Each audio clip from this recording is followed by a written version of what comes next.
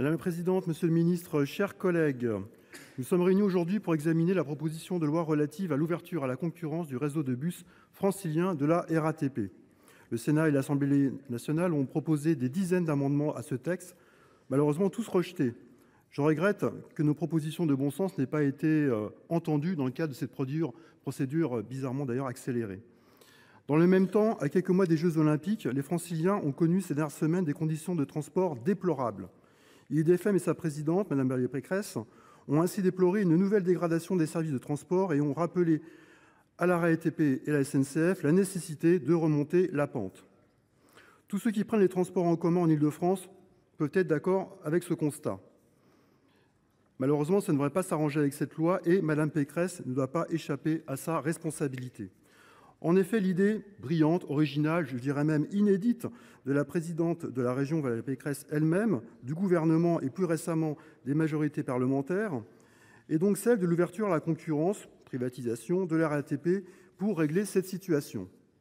Rappelons tout de même que la RATP a été créée en 1949 pour répondre à la désorganisation totale du réseau de transport alors géré par plusieurs entreprises privées. Cette proposition de loi nous ramène donc ainsi tout droit à la fin du XIXe siècle. Au moins, avec cette loi, vous aurez réussi à inventer la machine à remonter le temps.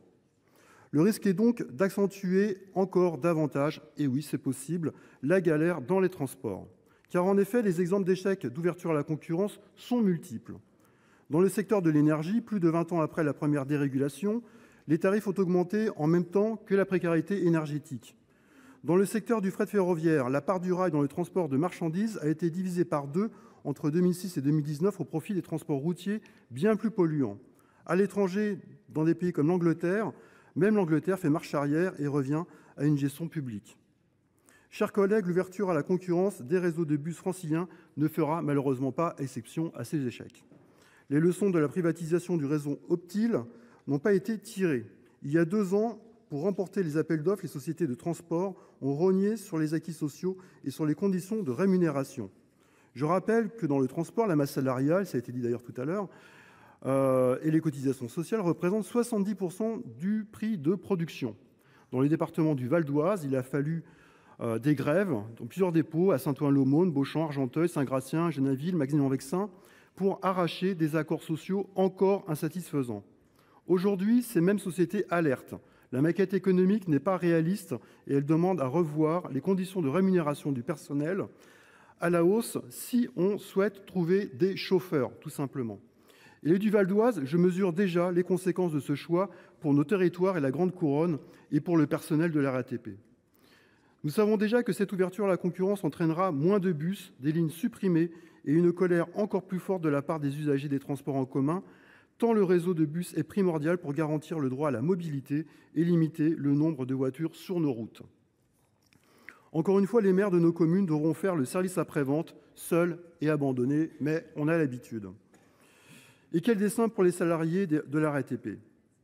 Dans la perspective de l'ouverture à la concurrence en 2025, les salariés de la RATP ont vu leurs acquis sociaux démantelés, leur rémunération comprimée, leur temps de travail s'allonger. Une dégradation à l'origine d'une hémorragie d'effectifs qui détériorent le service. Aujourd'hui, il manque clairement 1700 emplois de chauffeurs de bus. Face à ces situations, Mme Pécresse a annoncé un sac à dos social qui préserve certains acquis.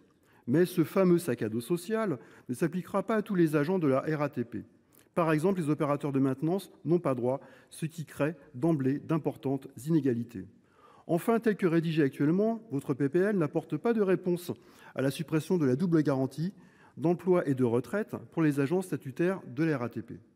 La perte de ces garanties issues de la loi LOM serait préjudiciable pour la suite de la carrière des salariés concernés.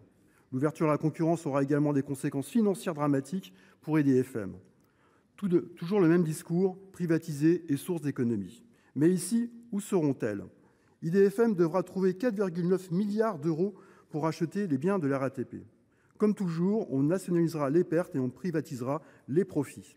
Toute cette opération est financièrement très approximative et bien mal préparée.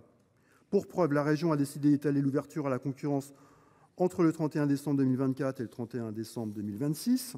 Personne n'est dupe quant à la manœuvre tentée de reporter toute contestation sociale d'ampleur après les Jeux Olympiques. Avec les sénateurs du groupe CRCE, nous pensons qu'une autre voie est possible.